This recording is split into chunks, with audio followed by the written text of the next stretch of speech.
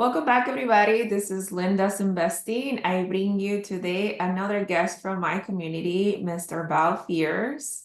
He's been an addition to our community. I'm not sure recently because I feel like I'm the new one there, but he's been coming to my out-of-state Zoom accountability calls, and then he's been trying to do the work, and he's a real estate investor.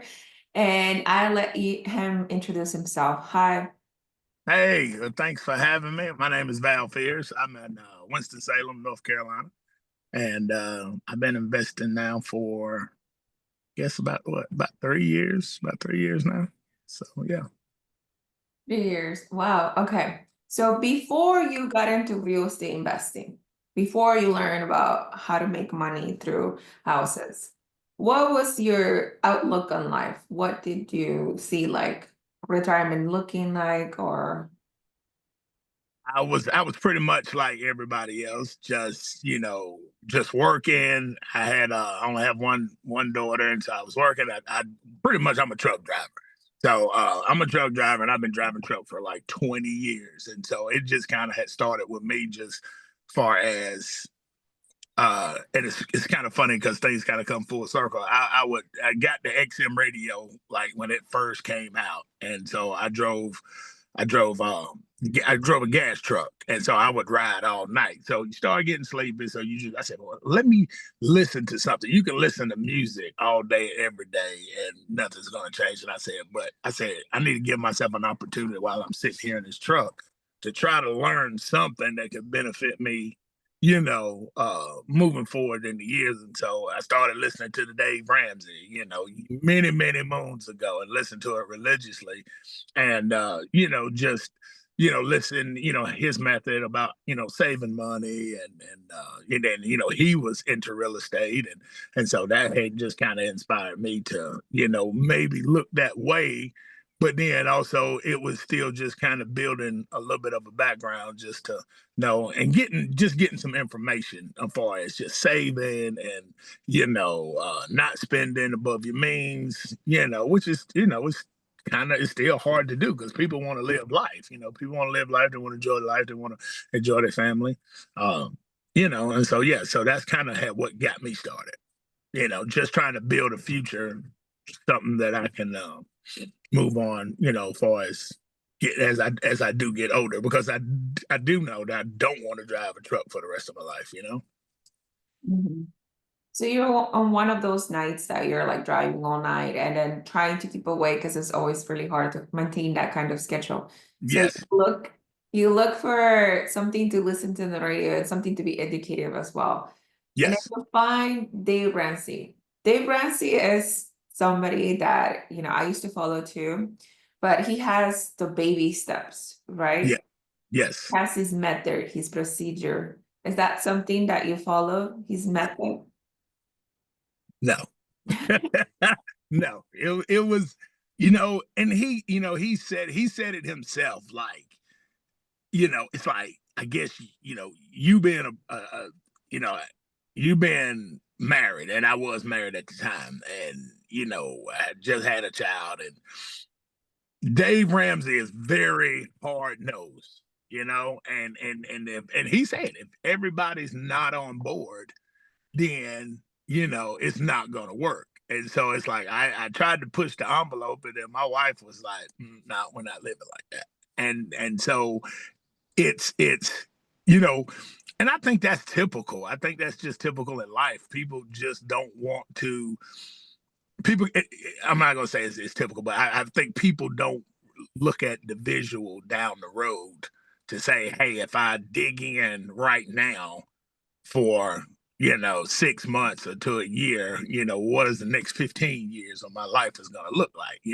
People look at, and it's reality, people look at, hey, right now, like, what can I do tomorrow? What's going to be next week, what's going to be next month, not necessarily looking years down the road, if that makes sense what I'm saying. Yeah. So yes, Dave Ramsey, it's a pretty extreme view of Yeah. looking at the Yeah. world. And Yeah. it does work. We're not gonna negate it doesn't. Living below your means and saving as much as you can and buying everything cash. I'm Yeah. sure you're going to be stable financially, but it's Yeah. also what is he say? Like nobody today, so you can live like somebody tomorrow. Yes. Yes. And the favorite one, rice and beans, beans and rice. Sell everything to make the kids feel like they next. So yeah. Right. Dave Yep. Ramsey and Mr. Money Mustache, both of them very extreme frugalist people. Yeah. And when you're raising a family, I'm sure that it's really hard for you to give up everything that you work so hard for, Yes. just to, Yes. I guess, accelerate your well building on the long term, because there's no expectation, like you're building for something that is so far down the road that there's no immediate gratitude, immediate satisfaction from doing it. So Yeah. that's interesting. Like you were listening to Dave Ramsey, you agree with Dave Ramsey, but you looked at real estate. How did that come about? Because he is against buying something with debt, leveraging debt. Yeah, you know what? By that time, I think I had kind of quit listening to him, and I knew, because like I said, you had to mind you now.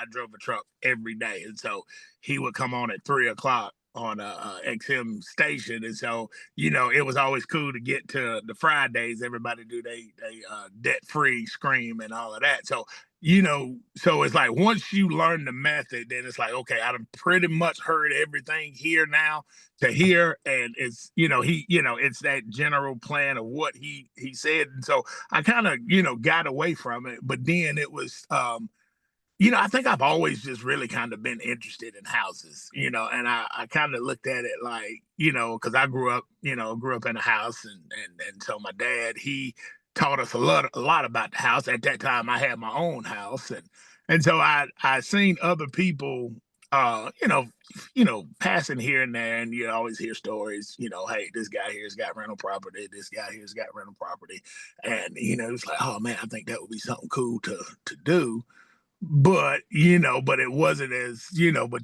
hey, it wasn't as glamorous as people made it. It was just more or less like, hey, it's something that you could make money from, but you definitely just don't want to jump out there blindly and do something, and then you don't have a concept of what's going on, if Mhm. if if that makes sense what I'm saying. So, okay. So what kind of preparation did you do prior to jumping in and buying your first rental? So I'll say this. So my dad has always wanted, but he never pulled a trigger. So my brother, he was interested, and so me and my brother, we would talk about some stuff, this, that, and third. And so long story short, my brother, so 2020 had came in and everything had got really, really crazy. And I was very still apprehensive. It's just like learn, learn, learn, learn, learn, as much as you can. What do you call it? The analysis paralysis. So, I'm taking in everything, but then my brother and my dad, they had started working on some stuff. And then next thing I know, it was like, hey, we're going to go buy this house. And I'm like, what? And then so I had kind of just jumped in on the back end and was like, well, hey, well, look, if I want to do it, but I don't have any skin in the game. Dad's doing all the work. Dad's putting up the money. Let me just stick my toe in the water and just follow suit and learn everything I can learn without putting a dime in and just getting basically the free education. So that's really how I got in. So we actually ended up buying a house, and then that one there had somebody in it. So that was kind of a turnkey, well, not turnkey, but it was a renter was already there and he wanted to stay. Him and my dad, they clicked pretty well. He was a veteran, my dad was a veteran, so they had talked a lot, and that worked pretty well. We did a little bit of work over there, nothing crazy. And then we bought a house in Walnut Cove, North Carolina. And so bought a house out there, and then that one there needed a full rehab. So it's like, man, I jumped all over that one because it was like it was me getting hands on. I'm definitely that hands on uh type of investor. So I want to see it, breathe it. So I mean, we went in, cleaned it all out. My parents are like, oh my goodness, like what is this? But I had done enough research to know, like, hey, these properties are not they're gonna look horrible Mhm. but what you got to do is get in there and clean them up. So we was in there busting. They had laid this like sticky peel and stick floor. So we was in there sweating, and I got a 14-foot trailer, flatbed trailer. I mean, when I tell you this thing was full of stuff, I mean doors. I mean, when we tell it, we pulled everything out of there. We put that place back together, and so once we did that, I was like, oh yeah, this is me. I guess that's my thing. Is just having getting them, not being put together, putting them back together, and then putting a tenant in it. That's really like my jam. That's definitely what I like to do and see it come together. So the first deal that you got was kind of like a family deal that you got Yes. to participate on. Yes, The and so second, because, like I said, that was really like a free education without having to put the money in, just to actually see if I could actually really do it. And so it's just like, so my parents, they trusted me being in the truck, so I orchestrated everything, did this, called this person, made this phone call, and so this helped build my confidence. And so it's like I don't have anything in this, and if I can make this run this smooth without actually physically being there, then I'm like, well, hey, I should definitely, bet on myself. So yeah. okay. And so the second deal was like a full gut rehab. How did you find that deal? So my second one was another house that was around the corner. It was vacant and it was a foreclosure. And so I was talking to one of my friends, actually one of my brother, he knew a guy that I went to high school with. We actually worked at Pizza Hut like many moons ago when we was in high school. Up to date. Him and his wife, they running a full-time flipping business. They was down in Charlotte, they up in Pilot Mountain, they here, they there. Reached out to him. I was telling him about the deal. One thing led to another. He was like, "Hey, I'll fund that deal for you." And I'm like, but this is what you heard. This is what you heard that people do once they get established. So I have to say, I was really blessed on that first deal. But yes, I got a foreclosure.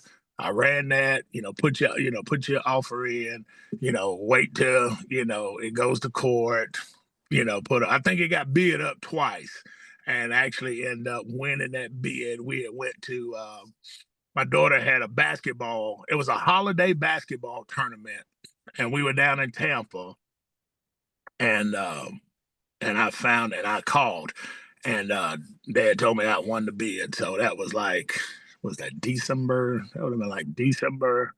I guess that would have been like 2021, 2022, something like that. So yeah, so I landed my first deal. So yeah. Awesome. And then this is the second house, you're zero out of pocket still. Yes, yes. Now I did do the rehab. I paid for the rehab. He gave me the purchase. And since it was a auction, so you had to come with cash. I think we got the house for like 60. I think I got it for like 67, and so it would appraise. I think it appraised like 120. Was it 125, 125, 135, something like that. So yeah. So I did the rehab. I think we spent about 30 on the rehab, and but yeah, it's to the moon. I call that Miss Stacy house. She's still there now. So yeah. As a matter of fact, it'll be. I'm not that great with numbers, but I was just telling my wife Memorial Day. This coming up Memorial Day, I think it'll be 3. It'll be 3 years for her being there. So yeah. Awesome. So not only did you find a foreclosure house that, from going from a normal on the market deal, which is like it takes regular escrow, inspection, contingency. The next one was a foreclosure, which can take a long time to obtain, a long time to look up that deal, right? A lot of calls, a lot of back and forth, a lot of upbids, Yes. Yes. working with the bank, having the bank come back to you. They Yeah. asking you like your mom's names, your grandmother's Yeah. But place. but you know what's so funny about that? I didn't even really look at it like that, because that was foreign. So I thought that was just the work that you had to put in. So I'm kind of glad I went through that then versus, your second or your third deal. This is just like, you put them together pretty easy and simple. But then it was just me just doing the work. and I just, like I said, I just thought that was part of it. But yeah, I think it was also too that it was that chase and that thrill. So I enjoyed every minute of it. Yeah. You purchase, look up the unit for 67,000 and you put 30,000 into rehab. Yeah. A lot of it's sweat equity. Yes, yes, yes, yes. Yeah, we got some really good guys that help us out. They help out of my mom and dad's church, and he's just a all time super duper guy. And so we jumped in and got paid, and he did a lot of my labor for me because I am a truck driver. Because I mean, my thing of it is, I would leave. I leave on my story is I leave on Mondays. I don't come back till Saturday.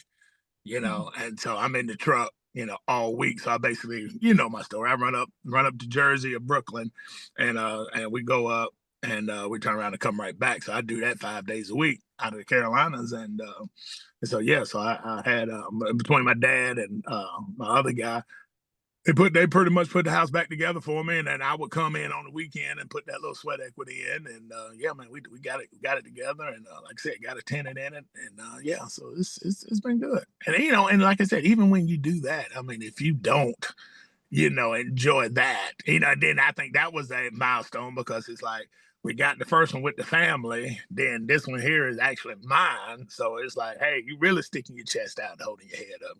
So yeah. So yeah, you definitely get bit by the bug, as they say. How did you build a confidence? Because then you're going from a like almost rental ready property to a full gut rehab. And then for some people that could be overwhelming and stressful.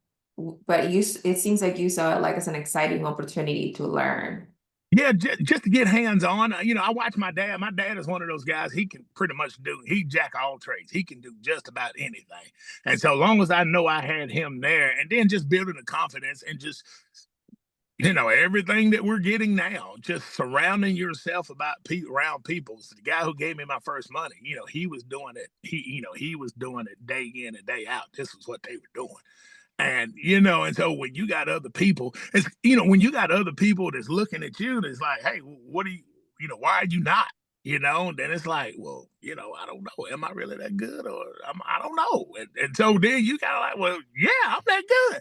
So you start digging, and what I mean by digging, you just start going in. You start doing the work. You start figuring things out because you got other people that's actually looking at you. They got the confidence in you. So it's like, why don't you have that confidence in yourself? Mhm. And also, long as you know you can pick up the phone to call these people and to say, "Hey, this is what I'm going against," and then it's like you taking on.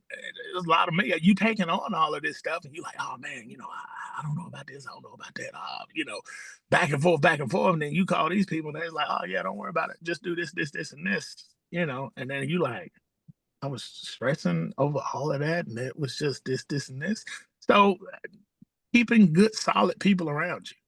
I Right. definitely say that definitely helps build that confidence. Keep good, solid people around you that's doing the business and doing the work.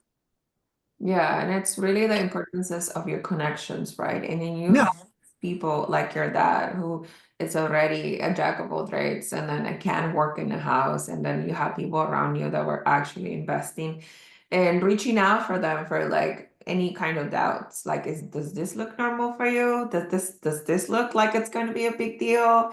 And then having that support, having that person up there to walk you through something, it's really like vital for yeah, any deal, for any type of thing. When you're doing it alone, you're taking all the risk, and then you really, you can really get stressful. Real estate can drive people out of the business very, yeah, very easily because yeah, like we seen real estate can be like wonderful for you, but it can also be really, really humbling. yeah. And I had to give a lot of credit to my wife as well because she was not feeling it at all. She just like, oh, she was one of those ones. She's just pretty cut and dry, just what she is, and she was one of those people. Oh, to buy real estate, you got to be a millionaire. And so she gave me an ultimatum, and she was basically like, "Hey, if you're gonna do this, don't use none of my money. Don't use none of our money, none of my money." And so that's one of the reasons that I had to come in and say, "Hey, how can I make this work without getting a divorce or digging in, our funds. Yeah. And so it gave me a challenge to Mhm, say, if you really want this and you really like this real estate stuff, you got to make something happen. And mhm. so now here it is. We're we got 3 houses now, but I still got one that I'm trying to get in, but she sees it now, and so she's like, okay, I see what you're doing. But that was one of the things too. You having to juggle so many different hats, but also kind of keep everything together. So it definitely gave me a challenge, but it wasn't a challenge that I know that I couldn't obtain. And so I'm definitely proud of myself. So you go back to the confidence. Yeah, that was definitely, a confidence booster as well. I can make this happen and not take away from the family and Mhm. still get deals and, make connections and, have people call like, hey man, I got this other deal. Like, I'm like, man, I'm tapped out right now. So, so it's definitely good and confident that, hey, you're keeping good, solid people around you, but, learning everything you need to learn to, try to get to that next one. Yeah. So the second deal also got rehab. Did you end up cashing out of Yes. the house, Yes. paying Yep. back the private money lender, and it's still Yep. cash flowing afterwards? Yes. Yes. Yes. I probably pulled about three on that one. Cause see, I did the full, I say about three, I do about 300, about 300. I think my payments is like 9. What are my payments? Yeah, it's like that payment there is like 911, but I did the full 70. So with that one, but then on my second one, I didn't do 7, I did like 68% cash out just to get a little bit more cash flow and on that deal. So yeah, I'm definitely learning to just do a little bit more of a strategy versus just going in like what Zuber had said that one time he did a full cash out and it ran his payment up pretty high. So Have yeah, an I definitely, alligator. yes. And so definitely that's kind of been my thing that I did not want to create. And so I'm kind of glad I kind of stayed disciplined on some of that stuff. But here we go again. I hadn't neither one of those properties I have not did the rates hadn't came down. I got like one of them my first house, I think that rate is like 7.25. My next house, I did that with a DSRC. I think that was like I think that's like, is it 7? It's like 725, something like that. Yeah, one is 725, the other one's like 7.5. I think that's what it is. But yeah, Mhm, I'm kind of yeah. So yeah, that's the main thing, was just not, like I said, creating an alligator. So and I definitely mhm, to just even if I have to leave some to pay out for a little bit later, I would just make sure that we didn't create an alligator. Make sure we got a little bit of cash flow anyway. And like I said, because you got taxes and all the other things that come along with it. So And you were able to pay back your original lender on that yes, house. Okay. yes, yep, So whatever you have left is your equity. yes, Awesome. Awesome. yep. Hmm. Yes, ma'am. And so at what time did you find one rental at a time? Uh, Going back to me being a truck driver, so I was listening. So I got into a couple. I was kind of watching. I'm consuming so much because like I said, I'm just pretty much just riding. So I'm listening to podcasts, listening to this, and YouTube. So you listen to so many people, but then you really have to find someone that you can resonate with. Because you do hear a lot of the flashy is, oh yeah, you can buy money with no money, you can buy a house with no money down. You buy into all of that, but you have to, somewhere in the back of your mind, reality has to set in. These things cost money. These things could bankrupt you. These things could cause you a lot of trouble if you're not done right. So I just kept watching and like I said, ran across one of his videos and started watching him. I think I started like with the daily. The daily news kind of went over my head because I'm not really a numbers guy. I'm kind of simple, but that the daily stuff would kind of go over my head. But he would have other videos that I would watch, and I'm like, oh man, that's pretty good. And then the one thing that he said that really resonated with me was that he said, the first the first 10 years or the first 5 years are gonna suck. And I had never heard anybody make that point like that. And Yeah. so when I heard that, I'm like, this guy here's the real deal. I would rather for you to tell me these first 5 years are gonna suck than I can mentally prepare myself to go through ups and downs. Things are not going right. Why is this happening? Why is that happening? Okay, well, you already was told. You know what I Mhm. mean? And Mhm. so when he said that, that resonated with me. And I said, even if it doesn't suck, it's been put in the atmosphere. Like you're going to go through some trying times. And so when he said those first 5 years are going to suck, and then after that, and then he was saying, just get Yeah. to four. And then if you like it, because like I said, I did the bigger pockets. Oh man, I did all the bigger pockets. I did all of that because, like I said, I was a truck driver. I did all of that, and so he would say, you got people. Oh, he got 75 rentals and 30, and 3 years. Like, let's be real about it. But also, I got a W-2 that I'm working every day. You understand what I'm saying? So so yeah. So with all of that, it was just he was to me just the more straight and blunt and just saying, hey, first 5 years are gonna suck. Once you get past that, you learn a whole lot more. You'll figure some things out, and then after that, it's it's pretty chill. So Yeah. yes, that's what I would say. That was what really resonated with me and jumping into Super Group. So Okay. yeah, Awesome. So Super has like this philosophy of like you can be a W-2 worker and still invest in real estate, and you don't have to be this big, massive guru real estate with 100 units, 300 units, whatever. You yeah, can just get to four, and if yeah, you get to four, you have a better retirement, and not only a better retirement, you have options. yep, There comes at any point in your life where you need cash, you're laid off. You can liquidate your options. You can sell off yes, your houses and you'll be okay for a couple years. yep. And that is like so powerful because I don't know, It like is. right now, for example, how it seems that we're falling into a recession and a lot of people, unemployment is rising up again. Yes, A lot of people are losing their jobs, their main source of income. And when you only have one main source of income, you are so at risk. Even yeah, though you may be a W-2 employee and that may be viewed as more stable, yes, you still very much at risk. Somebody can just yes. let you go anytime and then you're out of the job force. And then if you don't have any other money coming in or any other assets. Absolutely. Yep. And you mentioning that is absolutely true. He was one that did not. It's like everybody else homed in on, quit your job,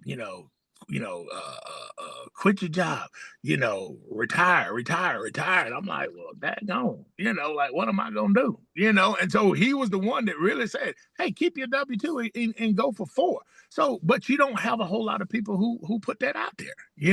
So to me, he was the most I ain't gonna say in your face, but he was the most that resonated with me for what I got going on in my life, you know. So that's why I definitely, like that because, like I said, he was like, hey, do your W-2 and buy real estate on the side. And they said if you like it, then you'll get to a point finally where, like you said, hey, I got all this real estate stuff going on, or like we done heard other stories. I got so much real estate money coming in that is overtaking this. I'll go ahead and resign or whatnot. But like you said, right now today, I'm good doing what I'm doing. I enjoy doing both, So Mhm. yeah. Mr. Bell, what have you learned about yourself since you started investing in real estate? Uh, Man, that's a big one. Just more or less just to believe in yourself. Bet on yourself first. Bet on yourself first. Like I think we can all look at other people and it's like, oh man, he's doing a good job. Oh, he's doing a good job. But and it's like, hey, where do they get their confidence from? But but it's the same thing. You have to go back to square one. Like, hey, you have to lock in with yourself, believe in yourself, because if you have a good work ethic, if you know this is something that you really passionate about, I feel like you'll definitely dig in and make it happen. You know? Yeah, that is very important.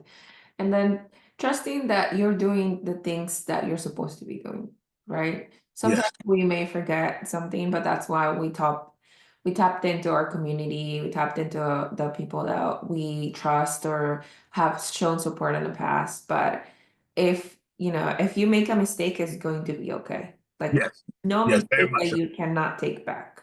Yes, yes, yes, and that is also that is so great. Yeah, because I think sometimes you do make a mistake or you do lose money.